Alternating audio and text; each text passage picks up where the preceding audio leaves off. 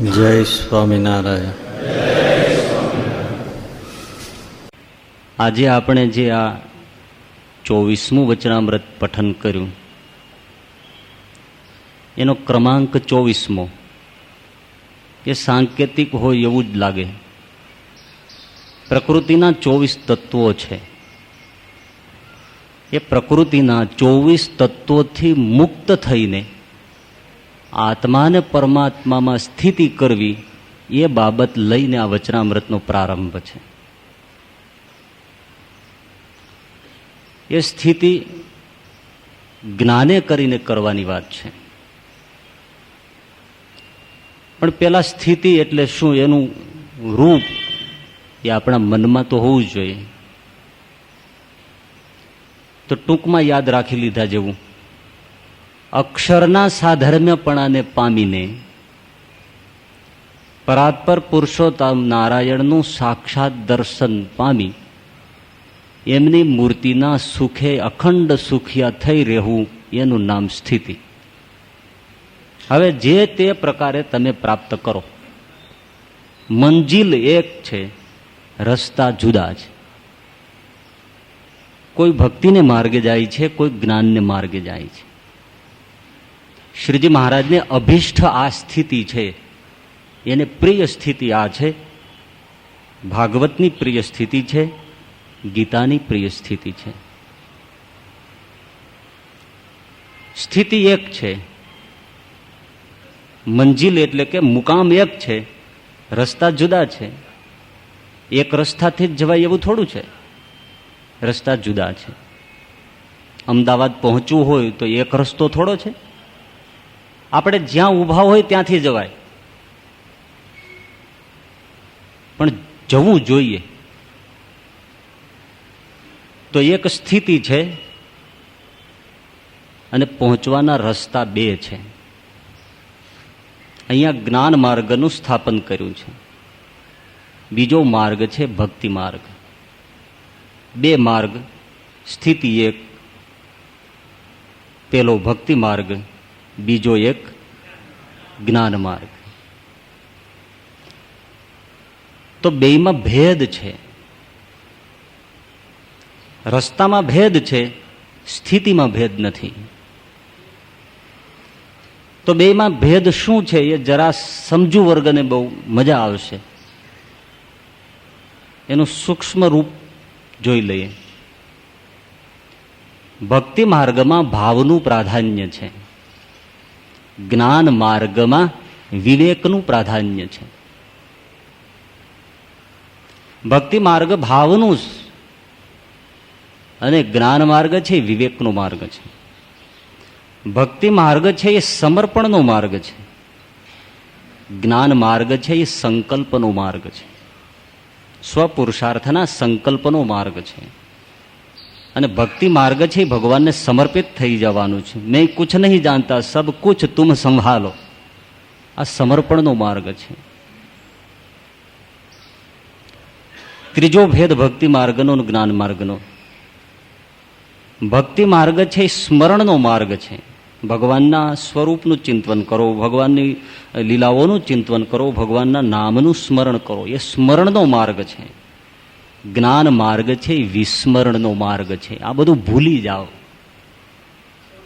જે કઈ નામ રૂપાત્મક છે એ બધું ભૂલો. એ વિસ્મરણનો માર્ગ છે. ભક્તિ માર્ગ છે એ સ્મરણનો માર્ગ છે. ભક્તિ માર્ગ છે એ શ્રદ્ધાનો માર્ગ છે. અને જ્ઞાન માર્ગ છે એ બુદ્ધિનો માર્ગ છે, ખોપડાનો માર્ગ છે. ભક્તિ માર્ગ શ્રદ્ધા, એનો પ્રારંભ જ શ્રદ્ધાથી થાય. અને જ્ઞાન માર્ગનો પ્રારંભ બુદ્ધિથી થાય. ભક્તિ માર્ગમાં પહેલા માનો પછી જાણો. પહેલે માનના બાદ में जानना. જ્ઞાન માર્ગમાં પહેલે જાનના બાદ में માનના. કારણ કે જ્ઞાન માર્ગ તો તર્કથી શરૂ થાય છે, બુદ્ધિથી શરૂ થાય છે. એટલે પેલા એ બધું ચકાસે છે. પેલા જાણો પછી માનો. ભક્તિ માર્ગ કહે છે એ બધું રહેવા દો, પેલા માનો, શ્રદ્ધસ્વ. हे अर्जुन श्रद्धस्व, मानो तो बाद में जानोगे. ભક્તિ માર્ગમાં જોડાવાનો માર્ગ છે, એ જોડનારો માર્ગ છે, અને જ્ઞાન માર્ગ છે એ તોડનારો માર્ગ છે, છૂટું પડી જવાનો માર્ગ છે. ભક્તિ માર્ગ અત્યંત તાત્વિક દ્રષ્ટિએ જોઈએ તો એ એમ કહે છે કે બ્રહ્મ સત્ય છે, જગત પણ સત્ય છે. આ ભક્તિ માર્ગ. જ્ઞાન માર્ગ એમ કહે છે બ્રહ્મ સત્ય, જગત મિથ્યા. બહુ મીઠી આ કમ્પેરિઝન છે. જ્ઞાન માર્ગ એમ કહે છે કે બ્રહ્મ સત્ય છે, જગત મિથ્યા છે. ભક્તિ માર્ગ વાળો એમ કહે છે કે બ્રહ્મ પણ સત્ય છે, જગત પણ સત્ય છે. હે અર્જુન, સત અસત અહમ અર્જુન, ગીતામાં કહ્યું. સત ચ અસત ચ અહમ અર્જુન. આ બંને હું છું. બંને સત્ય છે. જગત સત્ય છે, બ્રહ્મ સત્ય છે. ત્યારે જ્ઞાન માર્ગી એમ કહે છે બ્રહ્મ સત્ય, જગત મિથ્યા છે.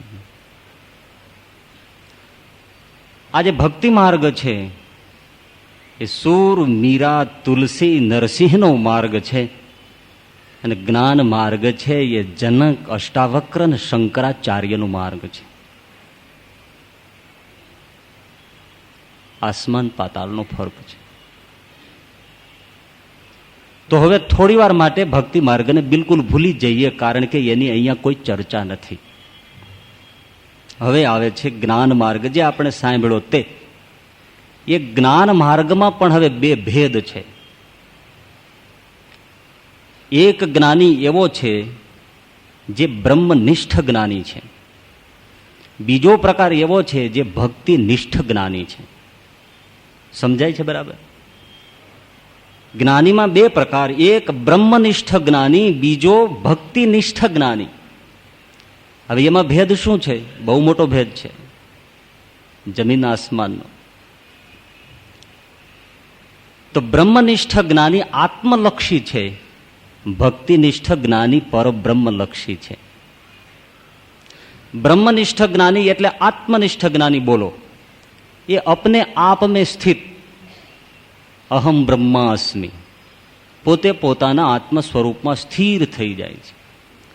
જ્યારે ભક્તિનિષ્ઠ જ્ઞાની છે એ પોતાના આત્માને પરબ્રહ્મમાં સમર્પિત કરી દે છે. ये अपने को परमात्मा में समर्पित करता है. ज्ञान मार्गी છે એ જનક, એમાં જે બ્રહ્મનિષ્ઠ છે એનો એ જનક અને અષ્ટાવક્રનો માર્ગ છે. ફરીથી થોડો ભેદ છે એટલે ફરીથી નામ આપીએ છીએ કે જે આત્મલક્ષી છે એવો જે બ્રહ્મનિષ્ઠ જ્ઞાની એ જનક અને અષ્ટાવક્રનો માર્ગ છે. અને ભક્તનિષ્ઠ જે જ્ઞાની છે, ભક્તિનિષ્ઠ જ્ઞાની, એ શુક સનકાદિકનો માર્ગ છે. અને છેલ્લી બાબત કે બ્રહ્મનિષ્ઠ છે એ મોટે ભાગે નિર્ગુણ નિરાકારના ઉપાસક છે, અને શુક સનકાદિકનો જે ભક્તિનિષ્ઠ જ્ઞાની માર્ગ છે એ સાકાર ઉપાસક માર્ગ છે. તો બે ભેદ પડ્યા, બ્રહ્મનિષ્ઠ અને ભક્તિનિષ્ઠ. તો હવે બ્રહ્મનિષ્ઠને છોડી દઈએ, એક વધ્યો ભક્તિનિષ્ઠ જ્ઞાની. કારણ કે આપણને બ્રહ્મનિષ્ઠ નથી ભાવતો ને, કારણ કે એ તો આત્મરતિમાં છે, એ તો નિરાકાર માને છે, એ તો જનકનો માર્ગ છે. આપણે તો શુક સનકાદિકના માર્ગના છીએ, સાકાર ઉપાસક છીએ અને પરમાત્માના શરણાર્થી છીએ. તો એનું ટૂંકું ફોર્મ આવું થયું, સાકાર ઉપાસક ભક્તિનિષ્ઠ જ્ઞાની. સાકાર ઉપાસક, સાકાર ઉપાસક ભક્તિનિષ્ઠ જ્ઞાની. એને જ ગીતામાં પ્રિય માને છે. શ્રીમદ ભગવદ્ ગીતા 7મો અધ્યાય 17મો શ્લોક. તેષામ જ્ઞાની નિત્યયુક્ત એક ભક્તિર વિશિષ્યતે. હે અર્જુન, આવો જે સતત મને જોડાયેલો એવો ભક્તિનિષ્ઠ જ્ઞાની મને અતિશય પ્રિય છે. પ્રિયો હિ જ્ઞાનીનો અત્યર્થ મહમ સચ મમ પ્રિય. આ મને અતિશય પ્રિય છે. હવે ભગવાનને જે વધારે વાલો હોય એ જ આપણે માર્ગે જવાય ને. તો સાકાર ઉપાસક એવો ભક્તિનિષ્ઠ જ્ઞાની ભગવાનને સચ મમ પ્રિય, ખરેખર મને બહુ પ્રિય છે, અતિ પ્રિય છે. તો એવો જે જ્ઞાની ગીતાના ન્યાયનો અને જે શ્રીજી મહારાજને ગમે છે એવો સાકાર ઉપાસક ભક્તિનિષ્ઠ, પાછા ભૂલી ગયા, જોયું? એ ટેન્શન નથી, બોલશે નહીં, જતા રહીએ છે. તમે ક્લાસમાં નથી આવ્યા. સાકાર ઉપાસક ભક્તિનિષ્ઠ જ્ઞાની, એની સ્થિતિનું, એના માર્ગનું આ વચનામૃતમાં સરસ મજાનું નિરૂપણ છે. હવે આટલા આપણે ભેદ જોયા પછી હવે વચનામૃત એ બાબત વિશે શું કહે છે એ આપણે જોઈએ. તો પછી શ્રીજી મહારાજ પરમહંસ પ્રત્યે બોલ્યા કે જે રીતે જ્ઞાને કરીને સ્થિતિ થાય છે તે કહીએ છીએ. એ જ્ઞાને કરીને એટલે આપણે જે છેલ્લો પસંદ કર્યો તે પેલો બ્રહ્મનિષ્ઠ, કેવલ બ્રહ્મનિષ્ઠ જ્ઞાનીની અહીંયા ચર્ચા નથી, ભક્તિનિષ્ઠ જ્ઞાની. તો જે રીતે જ્ઞાને કરીને સ્થિતિ થાય છે તે કહીએ છીએ. તે જ્ઞાન કેવું છે? તો પ્રકૃતિ પુરુષથી પર છે. અને જ્ઞાનને વિશે સ્થિતિ થાય છે ત્યારે પ્રકૃતિ પુરુષ અને તેનું જે કાર્ય તે કાંઈ નજરમાં આવતું નથી.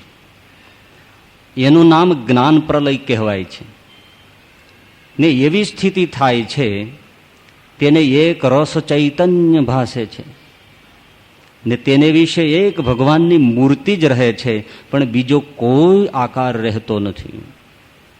અને ક્યારેક તો એ પ્રકાશમાં ભગવાનની મૂર્તિ પણ દેખાય નહીં, એકલો પ્રકાશ જ દેખાય છે. ને ક્યારેક તો પ્રકાશ પણ દેખાય અને ભગવાનની મૂર્તિ પણ દેખાય. એને જ્ઞાને કરીને સ્થિતિ જાણવી. તો આ જ્ઞાને કરીને સ્થિતિનું વર્ણન આવ્યું. એ જ્ઞાન કેવું છે? પ્રકૃતિ પુરુષથી પર છે. પ્રકૃતિ પુરુષથી પર કોણ છે? બ્રહ્મ ને પરબ્રહ્મ. તો પ્રકૃતિ પુરુષથી પર જે બ્રહ્મ અને પરબ્રહ્મ એ સંબંધી જ્ઞાનની વાત છે. બાકી લૌકિક ગમે તેટલું જ્ઞાન હોય, શાસ્ત્રાદિકનું ગમે તેટલું જ્ઞાન હોય, વિશ્વનું સંપૂર્ણ જ્ઞાન હોય, અરે બ્રહ્માંડનું સંપૂર્ણ જ્ઞાન હોય, આઈન્સ્ટાઈનની જેમ સંપૂર્ણ બ્રહ્માંડને કદાચ કોઈ જાણી શકતો હોય તો એ જ્ઞાનની અહીંયા કશી કિંમત નથી. અરે અદ્ભુત મંત્ર વેચતા હોય, મૃત સંજીવની મંત્રો ભણીને મળદાને બેઠા કરી જાણતો હોય તો પણ અહીંયા નકામો છે. યોગ માર્ગે કરીને ષટ ચક્રોને ભેદી બતાવતો હોય તો પણ અહીંયા નકામો છે, કોઈ કામનો નથી. વિશ્વામિત્રની જેમ સ્વતંત્ર સૃષ્ટિ નિર્માણ કરી શકતો હોય તો પણ અહીંયા એ જ્ઞાન મિથ્યા છે, નકામું છે. અરે મેડિટેશનથી પોતાના મનને નિર્વિચાર સ્થિતિમાં મૂકી શકતો હોય તો પણ એ જ્ઞાન અહીંયા કચરો છે. સાર્ત્ર, કાન્ટ, પ્લેટો એનાથી માંડીને જે કૃષ્ણમૂર્તિ સુધીના તમામ નામી અનામી ફિલોસોફરોની ફિલોસોફી અહીંયા કચરો થઈ જાય છે. એની કોઈ વિષાદ નથી. અહીંયા તો એની જ ચાંચ ખૂંચે કે જે પ્રકૃતિ પુરુષથી પર બ્રહ્મ અને પરબ્રહ્મનું જ્ઞાન ધરાવે છે એને આ સ્થિતિ મળે છે. બાકી ન તો આઈન્સ્ટાઈનને આ સ્થિતિ મળે, ન તો જે કૃષ્ણમૂર્તિ, સાર્થ, ક્રાંત, પ્લેટો કોઈને મળે કે એવા જે હોય તે એ કોઈને આ સ્થિતિ ન મળે.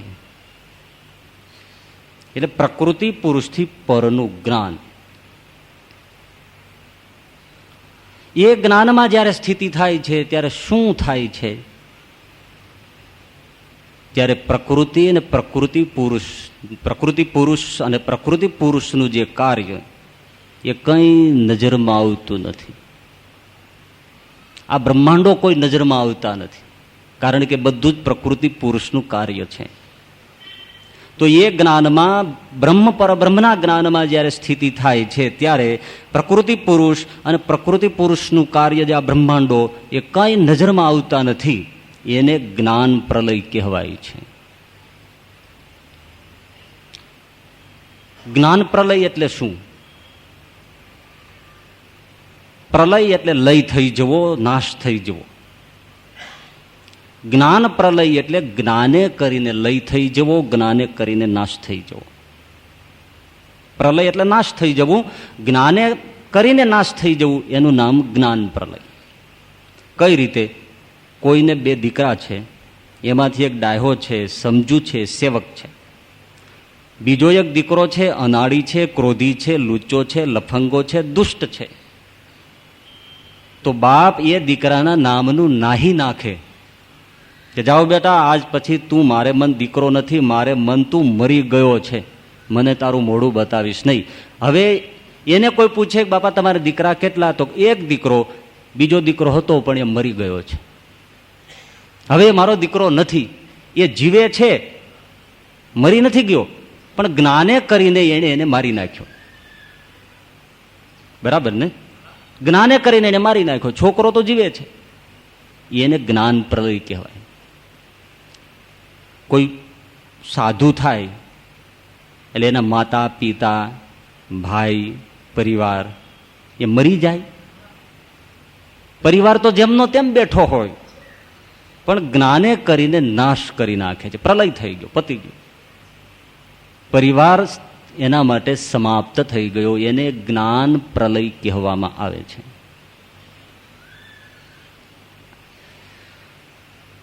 અમદાવાદનું બીજું વચનામૃત એ આ જ્ઞાન પ્રલયને આત્યંતિક પ્રલયની સાથે એકરૂપ બતાવે છે. આત્યંતિક પ્રલયમાં શું થાય છે? બ્રહ્માંડો પ્રકૃતિમાં લીન થાય છે અને પ્રકૃતિ પુરુષ અક્ષર બ્રહ્મના તેજમાં લીન થઈ જાય છે. એ આત્યંતિક પ્રલય કહેવાય છે. અને એ આત્યંતિક પ્રલયે અક્ષર બ્રહ્મ અને અક્ષર બ્રહ્મને વિશે પુરુષોત્તમ નારાયણ અને એની સન્મુખ બેઠેલા કોટાન કોટી અક્ષર મુક્તો સિવાય કંઈ રહેતું નથી. તો એ આત્યંતિક પ્રલયમાં જે સ્થિતિ છે, જે પોઝિશન છે, એ પોઝિશન આ જ્ઞાન પ્રલયમાં થાય છે. માટે બંને સમાન છે. એ સાચે જ પ્રલય થાય છે. આ જ્ઞાને કરીને પ્રકૃતિ પુરુષ સુધીનું પ્રલય કરી નાખે છે. સૃષ્ટિ તો જેમની તેમ છે, પણ હવે એને કંઈ નજરમાં આવતું નથી. તો આપણને એમ થાય કે શું એને નજરમાં નહીં આવતું હોય? આ બધું હોય છતાં ન આવે? ના, એને સમજવું પડે. સમજો, કોઈને 7, 8, 9 નંબરના ચશ્મા આવ્યા હોય, સોડા લેમનના તળિયા જેવા કાચ હોય, એને તમે એકાદ મિનિટ પહેરી જોજો.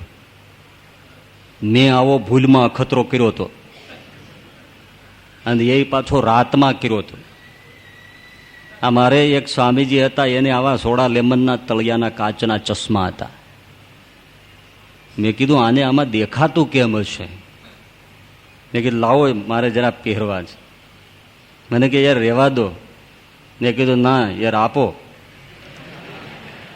રહેવા દો નહીં, આલો. એમણે ભાઈ આલ્યા મને, અને મેં ભાઈ ચડાયા.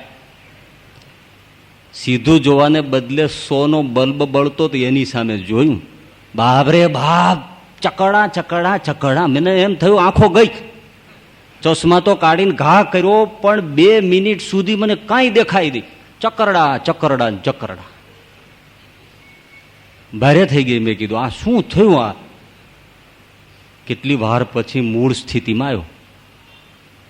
તો સામે પદાર્થો તો હતા, પણ કેમ મટી ગયા?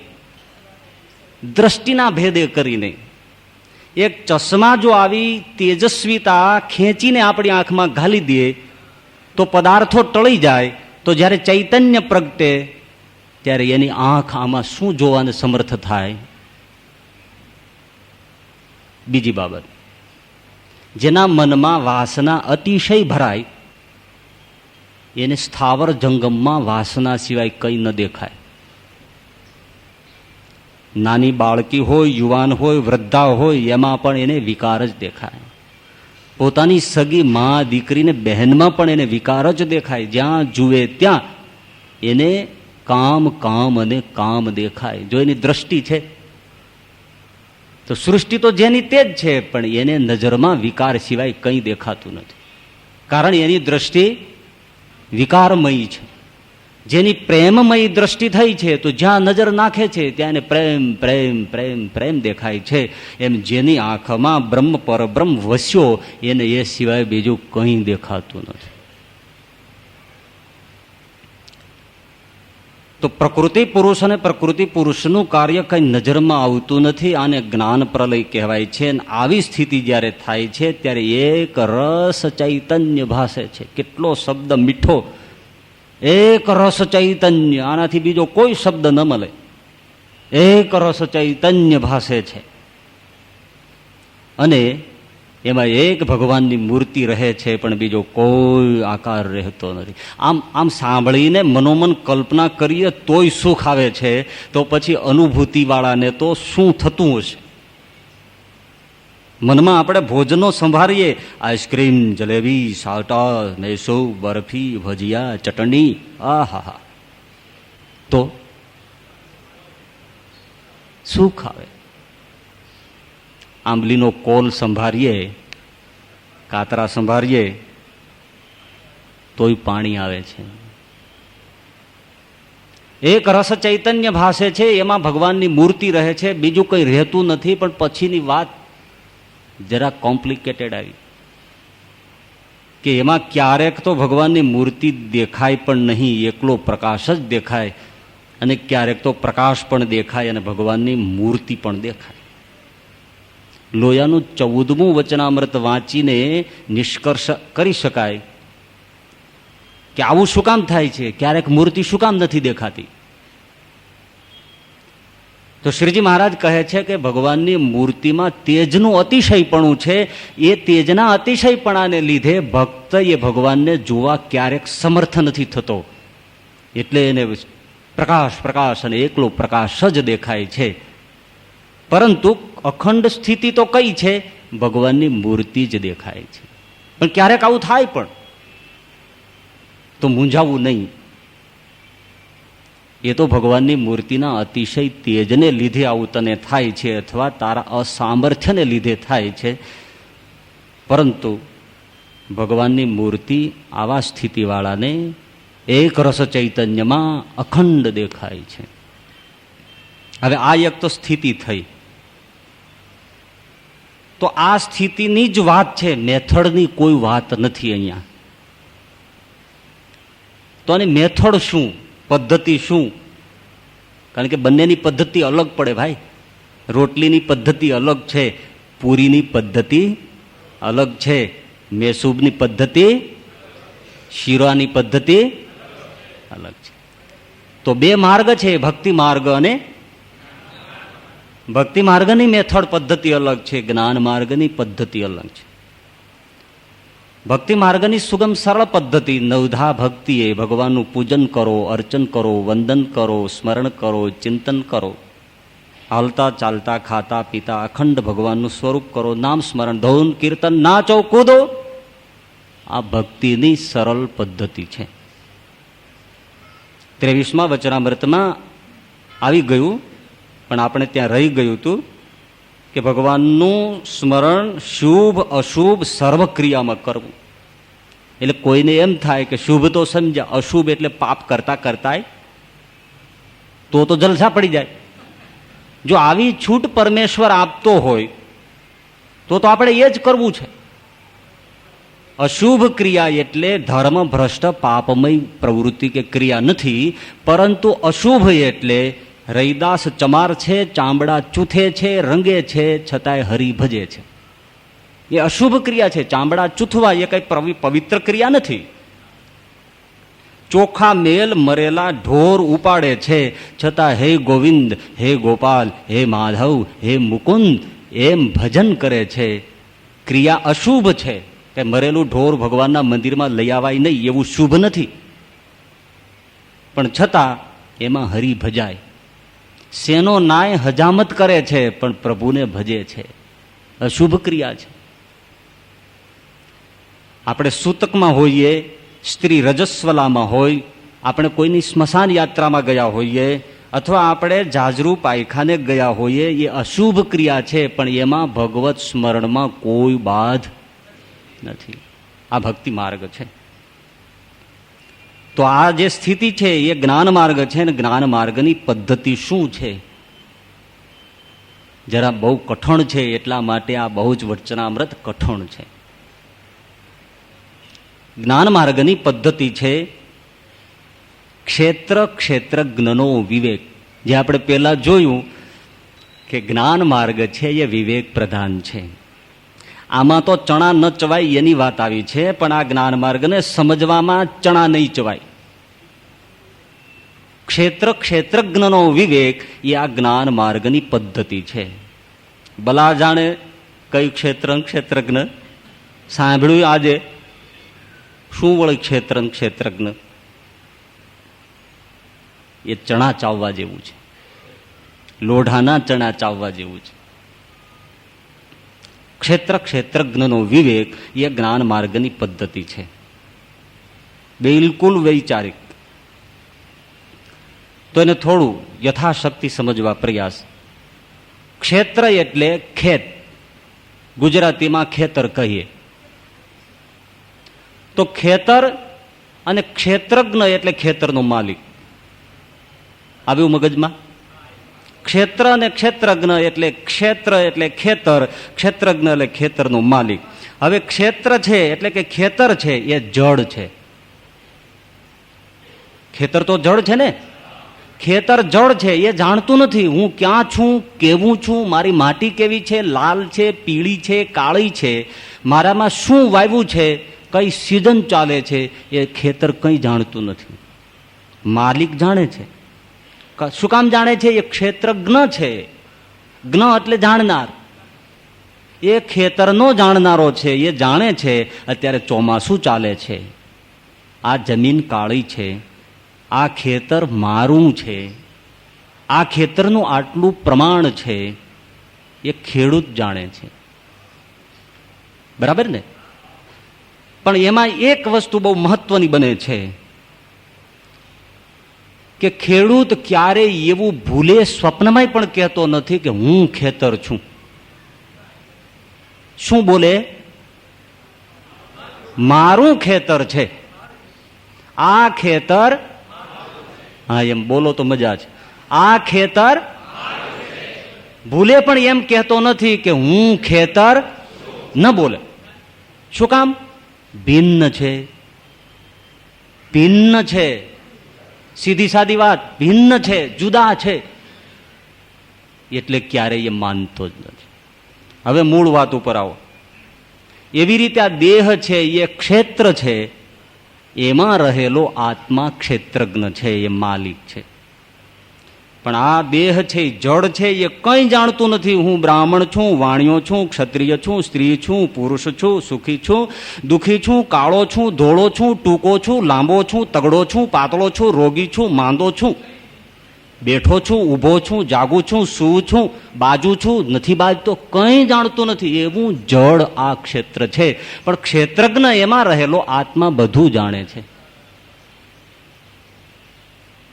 અને સ્વતંત્ર છે. જેમ પેલો માલિક સ્વતંત્ર છે, ખેતરને વેચી નાખવું હોય તોય ભલે, ખેતરમાં ખાડો કરવો હોય તોય ભલે, ખાડો ન કરવો હોય તોય ભલે, એની મંજૂરી છે. એમાં ક્ષેત્રજ્ઞ પરતંત્ર છે, સ્વતંત્ર આત્મા છે, ને રાખવું હોય તો રાખે, નહીતર ઝેર પીને હોઈ જાય. સ્વતંત્ર છે. દેહ એમ ન કરી શકે કે મારે આની સાથે નથી બનતું, વયું જવું છું. ના, એને જ્ઞાન નથી. જડ છે, પરતંત્ર છે. તો આ દેહ એ ક્ષેત્ર, આત્મા છે એ માલિક છે, ક્ષેત્રજ્ઞ છે. પણ આપણે મોટામાં મોટી ભૂલ કરી, બંને ભિન્ન હોવા છતાં, ખેતર અને ખેતરના માલિકની જેમ ભિન્ન હોવા છતાં, પેલામાં આપણે એમ બોલતા નથી કે હું ખેતર છું, પણ આમાં અખંડ બોલીએ છીએ કે હું દેહ. આ મોટી પોઝિશન ખરાબ. હવે આને જે નોખું પાડી નાખવું એનું નામ જ ક્ષેત્ર ક્ષેત્રજ્ઞનો વિવેક. આને જુદું પાડી નાખવું અને એ જુદું પડી જાય એટલે આ ચમત્કાર થાય જે આગળ બતાવ્યો એ. બસ આટલી જ વાત, કોઈ બીજી તકલીફ નહીં. પણ જન્મારા લાગે તો ક્ષેત્ર અને ક્ષેત્રજ્ઞ. ક્ષેત્ર, એક ખેડૂત પાસે ઘણા ખેતર હોય, એક ન હોય. મોટો આસામી હોય તો એક પાટડો ઉત્તરમાં હોય, એક દક્ષિણમાં હોય, એક પશ્ચિમમાં હોય, એક અમદાવાદમાં હોય, ગોધરામાં હોય, એક ચોટીલામાં હોય, કેટલાય ખેતર હોય. એમ આ ક્ષેત્રજ્ઞને 24 ક્ષેત્રો છે.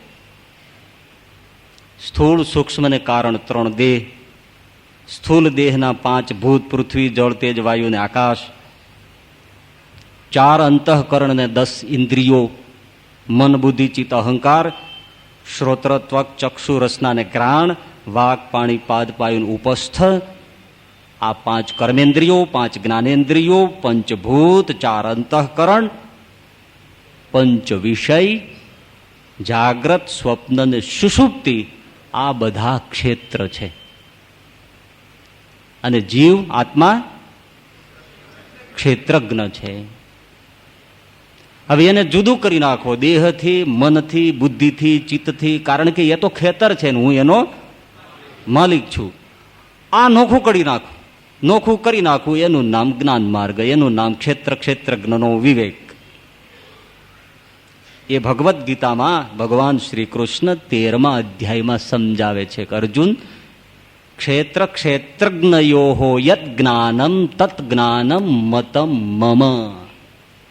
આ જે ક્ષેત્ર અને ક્ષેત્રજ્ઞનું જે જ્ઞાન છે એ જ્ઞાન, એ સાચું જ્ઞાન છે એવો મારો મત છે.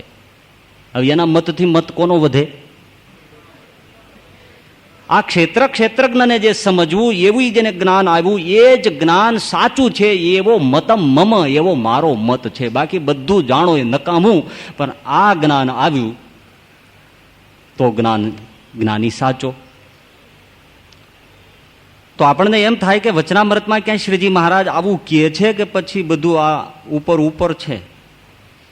બીજા શાસ્ત્રમાં કીધું હોય પણ આપણો ઈષ્ટ હા ન પાડે ત્યાં સુધી આપણને જીવમાં હા ન પડે. તો પંચાળાના 3જા વચનામૃતમાં બહુ સરસ ખૂબસૂરતીથી મહારાજે સમજાવ્યું છે. જો હું વાંચું છું, એવી રીતના જે જ્ઞાની છે, કેવી રીતના પરિનિષ્ઠિતોપી નિર્ગુણ્યે ઉત્તમ શ્લોક લીલિયા ગૃહિત ચેતા રાજર્ષે આખ્યાનમ યદધિતવાન. આ સુખદેવજીની સ્વાનુભૂતિ છે. સુખદેવજી પરીક્ષિતને કહે છે કે રાજન, મારી સ્થિતિ નિર્ગુણમાં દ્રઢ થઈ છે, છતાં પણ ઉત્તમ શ્લોક એવા ભગવાનની લીલાનું હું ગાન કરું છું, અથવા તો એના આખ્યાન ભાગવત રૂપ ગ્રંથને હું ભણ્યો છું. આ ભક્તિનિષ્ઠ જ્ઞાની છે. તો એવી રીતના જે જ્ઞાની છે તે ક્ષેત્ર અને ક્ષેત્રજ્ઞના રૂપને જાણીને પોતે ક્ષેત્રજ્ઞ રૂપે થઈને ભગવાનમાં પ્રીતિ કરે છે. તે ક્ષેત્ર તે શું? તો સ્થૂળ સૂક્ષ્મ અને કારણ એ 3 દેહ તથા જાગ્રત સ્વપ્ન સુષુપ્તિ એ 3 અવસ્થા, એ સર્વે ક્ષેત્ર છે. અને તે ક્ષેત્રને પોતાના આત્માથી પૃથક જાણે છે કે એ મારે વિશે કોઈ દિવસ હોય નહીં, હું તો એનો જાણનારો છું અને એ અતિ શુદ્ધ છું અને અરૂપ છું, અલિંગ છું, ચેતન છું. અને ક્ષેત્ર તો અતિ મલિન છે, જળ છે, નાશવંત છે. એમ દ્રઢપણે સમજીને એક સર્વથી વૈરાગ્યને પામીને સ્વધર્મે સહિત જે ભગવાનને વિશે ભક્તિ કરવી તેને એકાંતિકી ભક્તિ કહીએ, એને જ્ઞાની કહીએ. અને એ જે જ્ઞાની તે સર્વથી શ્રેષ્ઠ છે તે ભગવાને કહ્યું છે, તેષામ જ્ઞાની નિત્યયુક્ત એક ભક્તિર વિશિષ્યતે. પંચાળાનું 3. તો આ જ્ઞાનની ભૂમિકા છે. હવે એ વિચારથી આ બધું જુદું કરે છે. એ વિચારમાં શું શું મૂકે છે એનો વિસ્તાર ક્યારેક ભવિષ્ય લઈશું, પણ એના ટૂંકમાં મુદ્દા કે જ્ઞાની વિચારે છે કે આ જે ક્ષેત્ર આપણે જોયા, ક્ષેત્ર એટલે જે ખેતરો, દેહ, ઇન્દ્રિયો, અંતઃકરણ જોયા, એ કેવા છે? એ જળ છે. દેહ કેવો છે? જળ છે. આત્મા નીકળી જાય પછી દેહનું શું ચાલે? મળદું પડ્યું હોય, એની આંખો ખુલ્લી હોય છતાં મળદું જુએ છે? જુએ છે? કારણ કે એ જડ છે. તો આ ક્ષેત્ર એટલે દેહાદિક જે છે એ બધા જડ છે, વિકારી છે. આજે છે એવું કાલે નથી. આજે આંખ છે, કદાચ કાલે ન પણ હોય.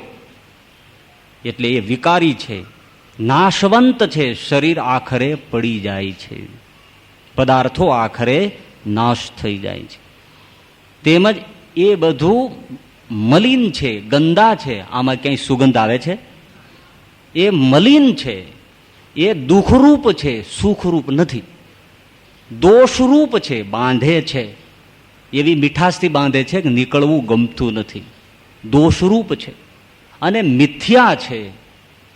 મિથ્યા શબ્દને સમજવા માટે બહુ ઝાઝો સમય જોઈએ, એટલે અહીંયા કોઈ ચર્ચા નથી. પણ એ દેહ આદિ ક્ષેત્રોને જડ, વિકારી, નાશવંત, દુઃખરૂપ, દોષરૂપ, મિથ્યા અને મલિન જાણે છે. એટલા સ્વચ્છ રીતે એ જાણે છે કે એનાથી જુદો પડી જાય છે. હવે જ્યારે આ જ્ઞાની આવી રીતે જુદો પડે છે ત્યારે શું થાય છે કે એની આત્મસત્તા પ્રાપ્ત થાય છે. એ જ્ઞાની આત્મસત્તાને પામે છે અને આત્મસત્તાને પામતા અક્ષરના સાધર્મ્યપણાને પામે છે અને અક્ષરના સાધર્મ્યપણાને પામતા પરાત્પર પુરુષોત્તમ નારાયણના સાક્ષાત દર્શન પામીને એને સુખે સુખીઓ થઈ જાય છે. આટલી મોટી એમની રામાયણ છે. હવે આ બધું બહુ કઠણ છે. અહીંયા વાત પૂરી થઈ. જ્ઞાન માર્ગની સ્થિતિની વાત પૂરી થઈ.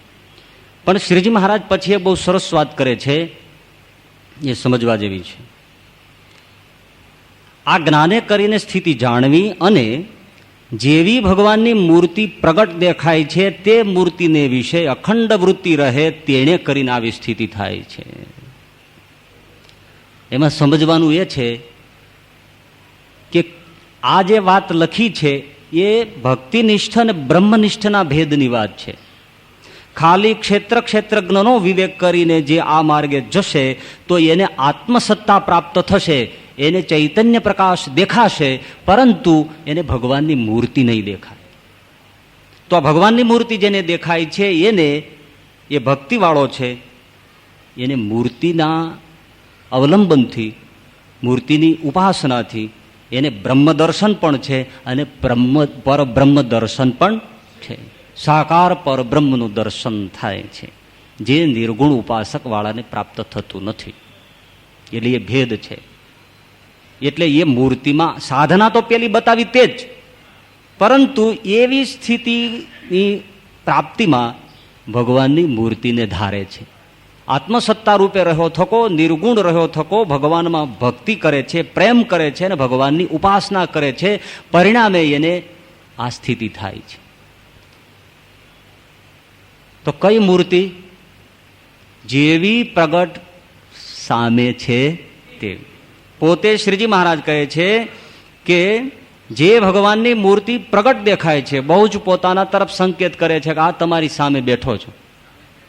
આ સામે બેઠી એ મૂર્તિમાં અખંડ વૃત્તિ રાખો, એનાથી આ સ્થિતિ થાય છે. ચાલો હવે એની વિશેષ કોઈ ચર્ચા અત્યારે નહીં. પછી આગળ કહે છે, અને જેને જેવો ભગવાનનો મહિમા સમજાણો હોય, જેને જેવો ભગવાનનો મહિમા સમજાણો હોય તેના હૃદયમાં તેટલો જ પ્રકાશ થાય છે અને તેટલો જ તેને પ્રણવ અને નાદ સંભળાય છે. જેને જેટલો ભગવાનનો મહિમા સમજાય એટલો જ એના હૃદયમાં પ્રકાશ થાય. એ પણ પ્રક્રિયા લાંબી છે, પણ સારંગપુરનું 17મું વચનામૃત એ આ વિશે આપણને બહુ સરસ સમજાવે છે. એટલે જિજ્ઞાસુએ એ વાંચી લેવું. જેમ જેમ ભગવાનના મહિમાને સમજતો જાય એમ એમ એને અધિક અધિક અધિક પ્રકાશ પ્રાપ્ત થતો જાય. ખદ્યોત જેવો હોય તો મહાતેજ જેવો થઈ જાય. સારંગપુરનું 17મું વાંચી લેવું. અને જેમ જેમ મહિમા વધારે સમજાય છે એમ જ એને પ્રણવ એટલે ઓમકાર સંભળાય છે અને નાદ એટલે બ્રહ્મનાદ સંભળાય છે. તો હવે અહીંયા આપણે આ જ્ઞાન માર્ગને સમાપ્ત કરી. કારણ કે વચનામૃત પણ તરત મુદ્દો બદલી નાખે છે, તો આપણે પણ બદલવો જ રહ્યો. તો હવે જ્ઞાન માર્ગ અને જ્ઞાન માર્ગની સ્થિતિનો મુદ્દો પૂરો થયો.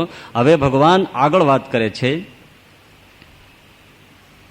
અને જેને જેટલો ભગવાનનો નિશ્ચય અને મહિમા સમજાય છે તેને તેટલા ભૂંડાઘાટ બંધ થઈ જાય છે.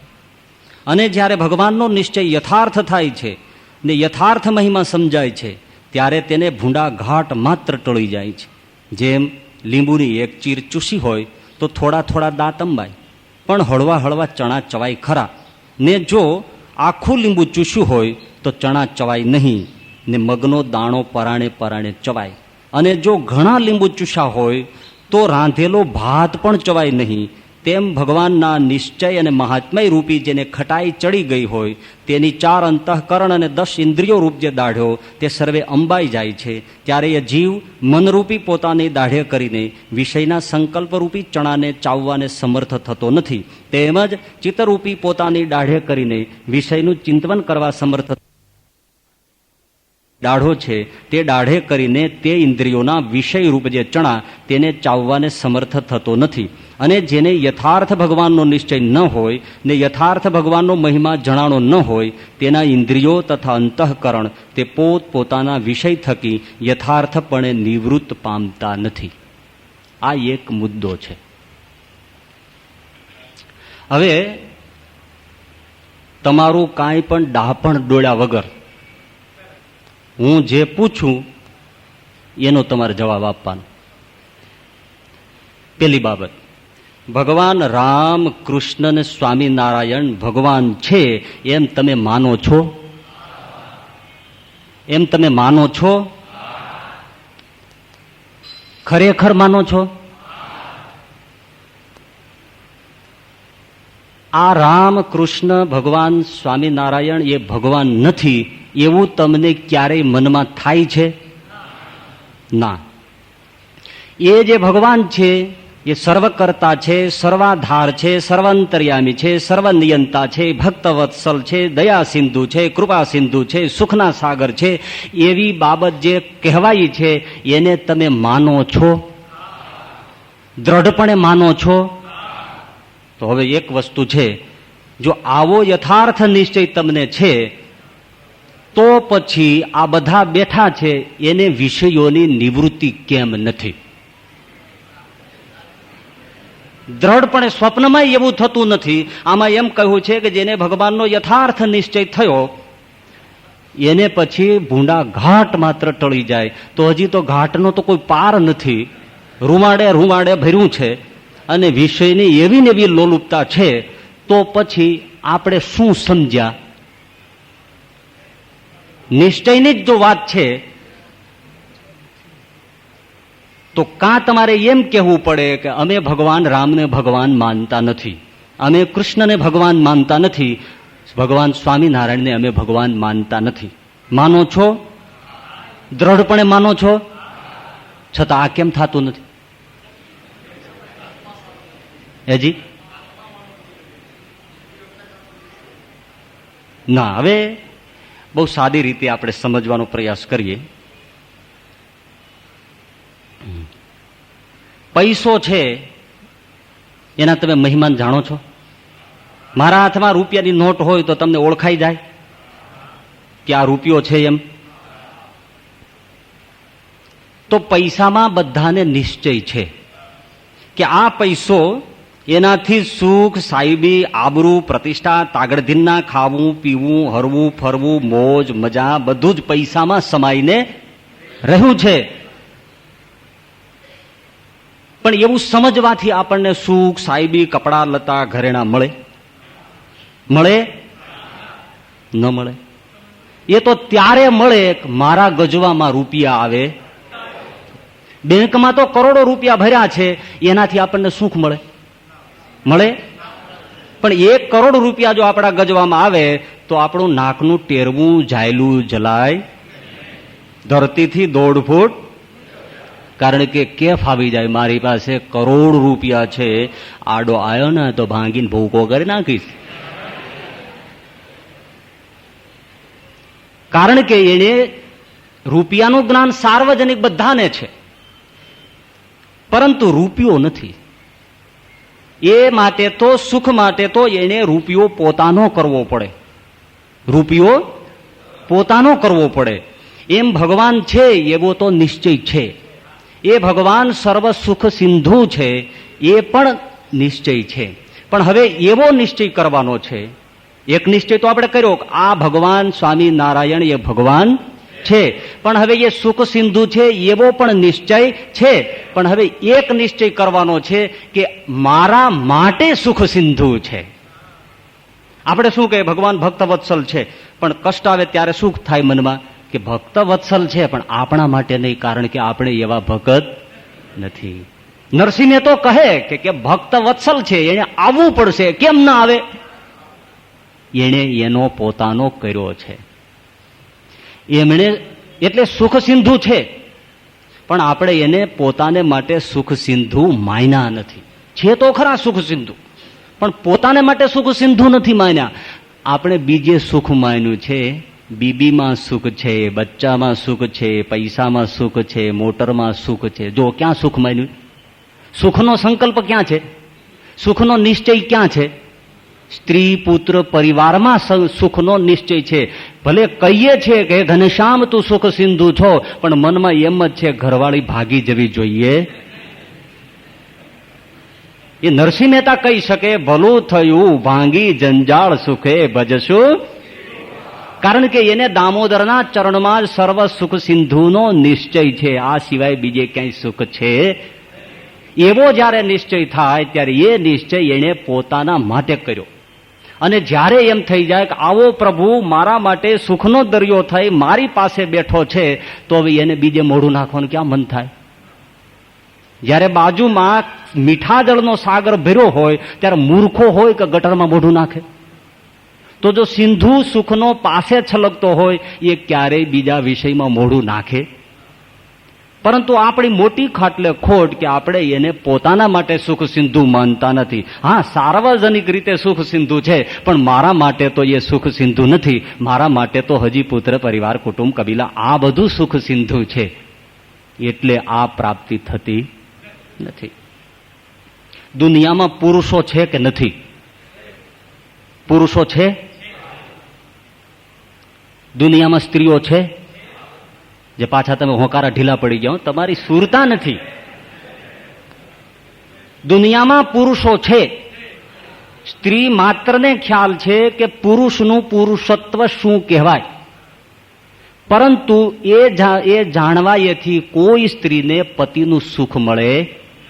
પતિનું સુખ જોતું હોય તો એ જે અનેક પુરુષો છે એમાંથી એકને પકડીને પોતાનો પતિ કરવો પડે, ત્યારે એને એના થકી પતિનું સુખ મળે. બાકી તો ઘણાય છે, ઉભા વાહડા ઘણાય છે આમ તમે, પણ એમાંથી એક દોથવો પડે અને એને પરણીને એને ઘરે જવું, તો જ એ સ્ત્રીને પતિનું સુખ મળે. હા, વિષયનું સુખ મળે, પતિનું સુખ ન મળે. કોને? વૈશ્યાને વિષયનું સુખ અપાર છે, પણ કોઈને પરણીને એક કર્યો નથી, માટે પતિનું સુખ શું કહેવાય એ વૈશ્યાને ખબર નથી. સ્વપ્ને ખબર નથી પતિનું સુખ શું કહેવાય. અને ભિખારીની છોકરી હોય પણ એકને પરણી છે તો ફૂટપાથ ઉપર આરામથી સૂવે, કારણ કે મારો ધણી બાજુમાં બેઠો. આ પરણ્યાનું સુખ છે, એ પતિનું સુખ છે. એ પતિનું સુખ મેળવવા માટે તો એને પરણવું પડે, અને એકને પરણવું પડે. આ પતિનું સુખ છે. તો હવે એ પરણ્યા પછી એ નારી, એ મહિલા એવો નિશ્ચય કરે છે કે મારે જે કાંઈ જોઈએ છે, જે કાંઈ સુખની સવલતની જરૂર છે, એ બધી જ આ મારો પતિ પરમેશ્વર છે, એ બધી પૂરી. અને એવો જ્યાં સુધી નિશ્ચય છે ત્યાં સુધી જ એનામાં દ્રઢપણે જોડાઈ રહે. પણ જ્યારે એને નિશ્ચયમાં ડગમગાટ થાય કે આ મગનલાલ મારું પૂરું કરે એમ નથી, ત્યારે એને બીજે મન જાય. બોલો સાચું ખોટું? એટલે આ નિશ્ચયનું આ સ્વરૂપ છે કે જે કાંઈ હું સુખ ચાહું છું એ બધું આમાં છે અને એ મને પૂરું કરનાર છે. એવો દ્રઢ જ્યાં સુધી નિશ્ચય છે ત્યાં સુધી એનું મન ક્યાંય જતું નથી. તો એવો આપણો નિશ્ચય ભગવાનના સ્વરૂપમાં જેને આપણે ઉપાસીએ છીએ એમાં કરવાનો છે કે જે સર્વ સુખના સિંધુ છે એ આ છે અને આ મને મળ્યા છે, આટલું કરવાનું છે. એ આ નિશ્ચયનું રૂપ છે. મૂળજીને કૃષ્ણજી માનકુવાના. કોઈ કહે છે બે ભાઈઓ હતા, કોઈ કહે છે બંને મિત્રો હતા. મને મિત્રોની વાત વધારે ઠીક લાગે છે. એમાં કૃષ્ણજીને પેલા સત્સંગીઓના યોગથી સત્સંગ થયો અને સત્સંગીઓનો સંઘ માનકુવાથી ગઢડા દર્શને જતો હતો તો કૃષ્ણજી એની સાથે ગઢડા ગયા. ભગવાનનું સાક્ષાત દર્શન કર્યું. શ્રીજી મહારાજનું દાદાના દરબારમાં લીંબ વૃક્ષ નીચે પરવાર દિગાર પરમેશ્વરનું દર્શન કર્યું. સંઘ પાછો માનકુવા આવ્યો અને એ જે સુખ, એ જે દર્શનની મીઠાશ, એ સીધી પોતે પોતાના મિત્ર મૂળજીને કહેવા દોડ્યો. મૂળજી, મૂળજી, મને ભગવાન મળ્યો, મને ભગવાન મળ્યો, મેં નજરે ભગવાનને ભાળ્યો. એમ? ક્યાં ભાળ્યો? હું ગયો તો ને ગઢડામાં દાદાના દરબારમાં લીમડા નીચે મેં ભગવાનને સાક્ષાત આ આંખોથી જોયો. તો કે તું મૂર્ખો છો, તું ખોટો છો, તું જૂઠો છો. તો કે કેમ? તો કે કાં તે જેને જોયા એ ભગવાન નથી અને કાં તું ખોટો છો, તું સાચો ભક્ત નથી. જો ભગવાન તને નજરોમાં સામે મળ્યો તો અહીંયા તારા બાપનું દાયટું તું શું? માટે કાં એ ભગવાન ખોટો અને કાં તું ખોટો. એક વાર જયારે એ સમુદ્ર મળ્યો ત્યારે તું અહીંયા ખાબોચિયામાં આવ્યો. શું કામ? બે પરણેલા હતા અને પરણેલાને જ્ઞાન જલ્દી થાય. શા પાપે આવ્યો તું? ત્યારે કૃષ્ણજીએ કહ્યું કે હું ભક્ત ખોટો છું પણ ભગવાન સાચો છે. એમ? હાલ અત્યારે ને અત્યારે ચાલ, જોજો નિશ્ચય. મૂળજીને કૃષ્ણજી ગરડા આવ્યા અને મહારાજના દર્શન કર્યા અને મૂળજીને કૃષ્ણજી પગમાં પડી. મૂળજીને એ જ ક્ષણે નિશ્ચય થયો, વાહ, આ ભગવાન છે. અને બે જણે આંકડા ભીડી અને મહારાજના પગ ચરણ ઉપર હાથ મૂક્યા અને કહ્યું, મહારાજ અમને સાધુ કરો, અમારે અહીંયા રહેવું છે. શા માટે? એને નિશ્ચય થઈ ગયો કે જે કાંઈ સંપૂર્ણ સુખ છે, જેને ભગવાન ભગવાન કહે છે, એ આ ભગવાન છે. બસ તૂટી ગયું. હવે એની દાઢો, એનું ચિત્ત વિષયોનું ચિંતન કરવા સમર્થ ન થાય. કથા લાંબી છે. એ મૂળજીને કૃષ્ણજીએ પોતાની ઇન્દ્રિયોને ભીષ્મ કરી નાખી પણ વિષયોમાં ગયા નહીં, કારણ કે એને નિશ્ચય અને મહિમાની ખટાશ ચડી. મીરાને એમ એની માએ કહ્યું, મીરાએ પૂછ્યું કે મારો વર કોણ? આજે દુલ્હો પરણે છે, આ બધું છે, આ બાઈનું પર લગ્ન થાય છે, તો માં મારું લગ્ન કેની સાથે અને મારો વર કોણ? એની માએ ભોળે ભાવે કહ્યું કે તારો વર આ મંદિરમાં બેઠો એ ગિરધર ગોપાલ તારો વર છે. અને મીરાને જે તાળી લાગી, મેરે તો ગિરિધર ગોપાલ દૂસરો ન કોઈ, दूसरो न कोई साधो सकल जग जोई, मेरे तो गिरिधर गोपाल दूसरो न कोई. મીરા ઉંમર લાયક થઈ. પરાણે માતાએ એમનું લગ્ન ગોઠવ્યું. લગ્ન મંડપમાં ગઈ તો ખરી પણ વિશ્વમાં એક એવી મહિલા એક જ નીકળી કે જેણે લગ્નમાં પોતાના પતિના સાથે ફેરા ફરતા ગિરધરને પોતાના ખોળામાં હાથમાં તેડ્યો અને 4 ફેરા ફરી. હું તારી સાથે ફરતી નથી, મારો વર તો ગિરધર છે, એની સાથે હું ફેરા ફરું છું. આ એક જ મહિલા નીકળી, બાકી કોઈએ આવું કર્યું. અને કોઈ આમાંથી શીખીને કરે તો એને નાટક કહેવાય. મીરા મૌલિક છે, નાટક નથી. હરિશ્ચંદ્રનું નાટક ભજવાય પણ હરિશ્ચંદ્ર જે હતો એને નાટક કર્યું નહોતું. એટલે આપણે ભક્તિનું નાટક કરીએ છીએ, ભક્તિ કરતા.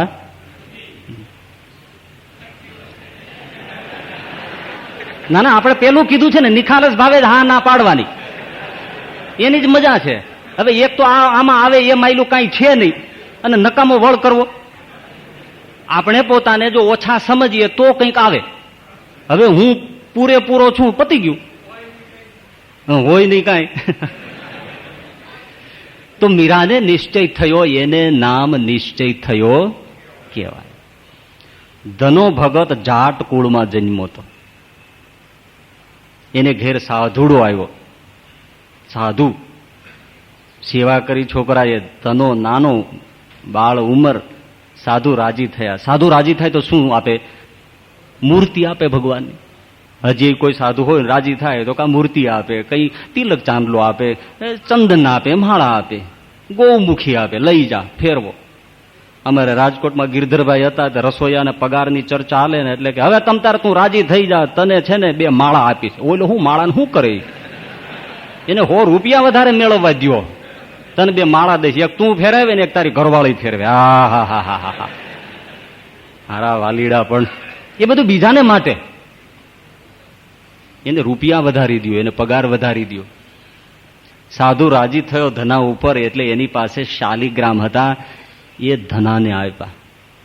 લે બેટા, આ તારી પાસે રાખ. હા મહારાજ, આને હું શું કરું?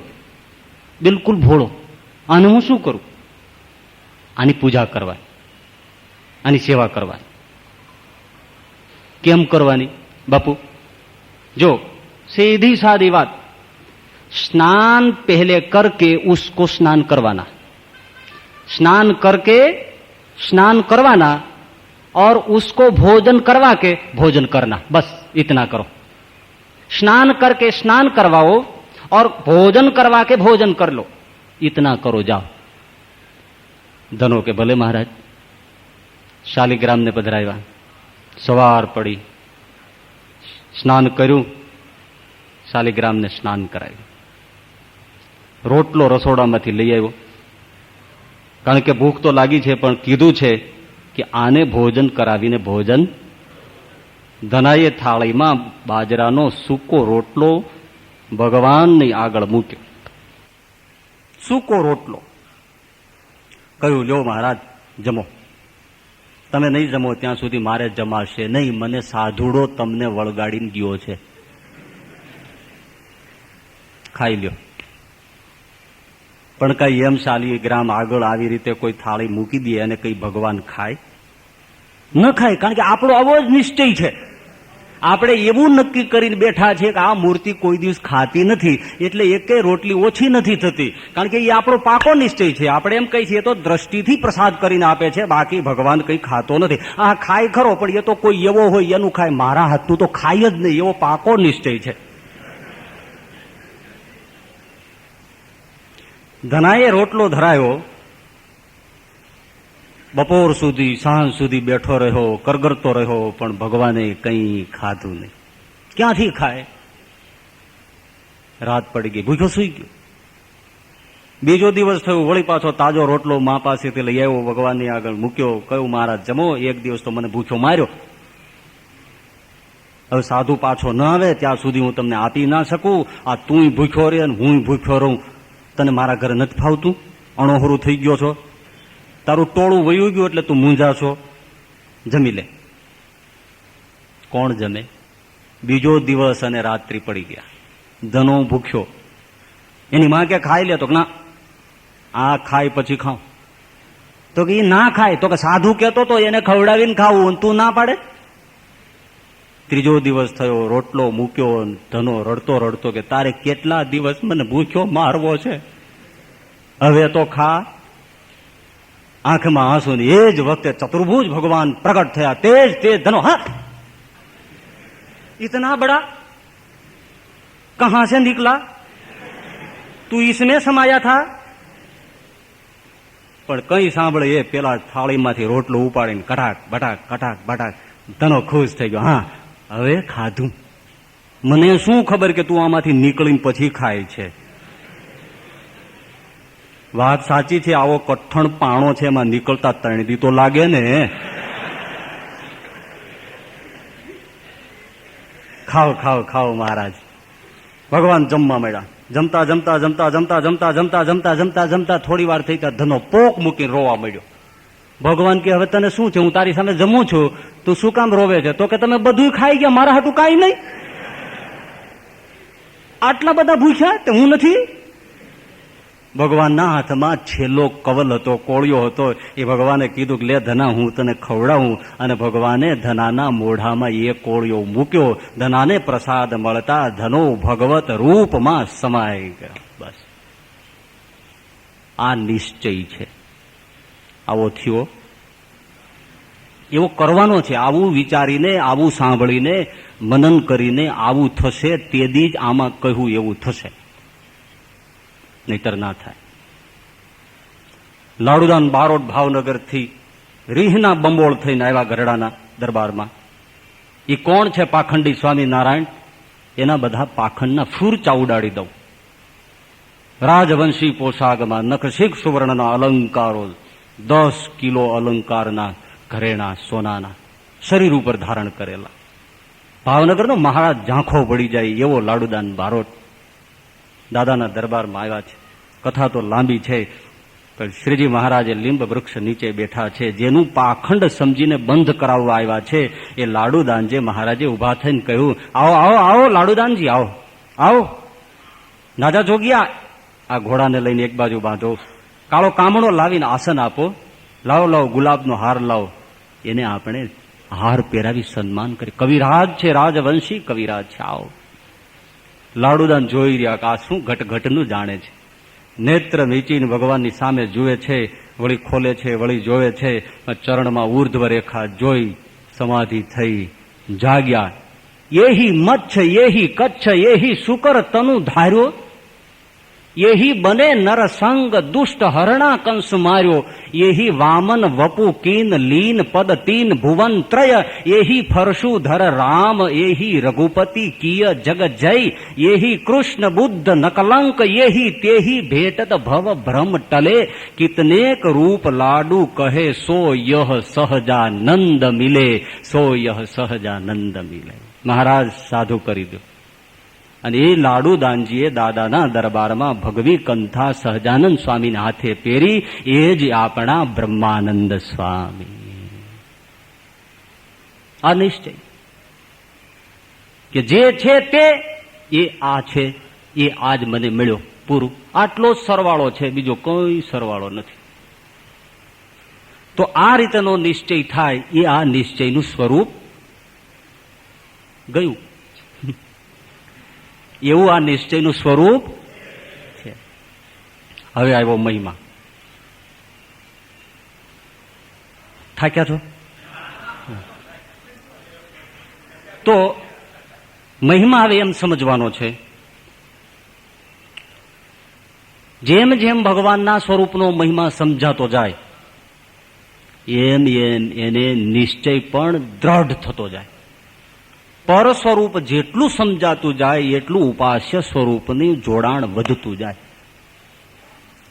ફરીથી આપણે પતિ પત્નીનો પ્રસંગ જુઓ.